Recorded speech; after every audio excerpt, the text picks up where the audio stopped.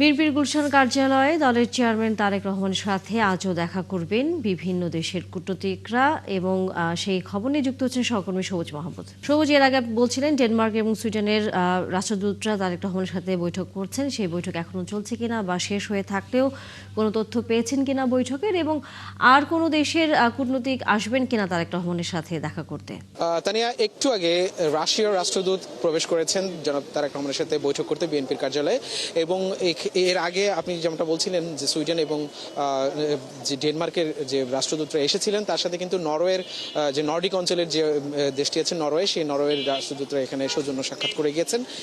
এখন রাশিয়ার রাষ্ট্রদূতের সাথে বৈঠক চলছে, এটি পূর্ব নির্ধারিত বৈঠক এবং 11টা থেকে শুরু হয়েছে, 12টা থেকে রাশিয়ার সাথে বৈঠক শুরু হচ্ছে। এবং এই বৈঠকে যে ধরনের আলোচনা হবে বলে বিএনপি পক্ষ থেকে আমাদেরকে জানানো হয়েছে যে বিএনপি যেহেতু এই মুহূর্তে এই দেশের একটি সবচেয়ে বড় রাজনৈতিক দল এবং আগামী সামনে নির্বাচন, এবং নির্বাচনে বিএনপি যদি ক্ষমতায় যায় জনগণের রায় পেয়ে, তাহলে কি ধরনের উন্নয়ন পরিকল্পনা করবে এবং দেশের দ্বিপাক্ষিক সম্পর্কগুলো আসলে কিভাবে উন্নয়ন করা যায়, কিভাবে রাষ্ট্র উন্নয়নে দ্বিপাক্ষিক সম্পর্কগুলো ইতিবাচক ভূমিকা পালন করে, সেই বিষয়গুলো আলোচনা হয়েছে।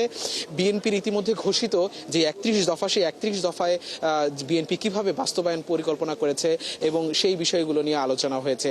এবং নির্বাচনের সামনে যে 12 ফেব্রুয়ারি নির্বাচন, সেই নির্বাচনের পরিবেশ নিয়ে তারা সন্তোষ প্রকাশ করেছেন।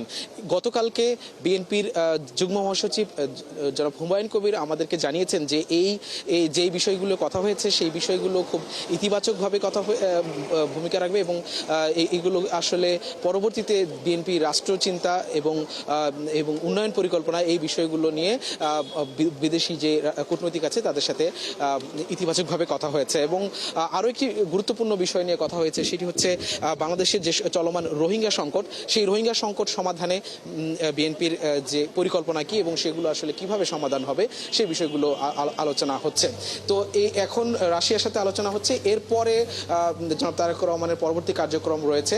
এই রাশিয়ার সাথে আলোচনা শেষ হলে হয়তো বিএনপি থেকে অফিসিয়ালি আমাদেরকে জানানো হবে আজকের যে বৈঠকগুলো হচ্ছে সেখানে আসলে কি ধরনের আলোচনা হয়েছে। ধন্যবাদ সবুজ মাহমুদ, নিশ্চয়ই আমরা ফিরবো তখন।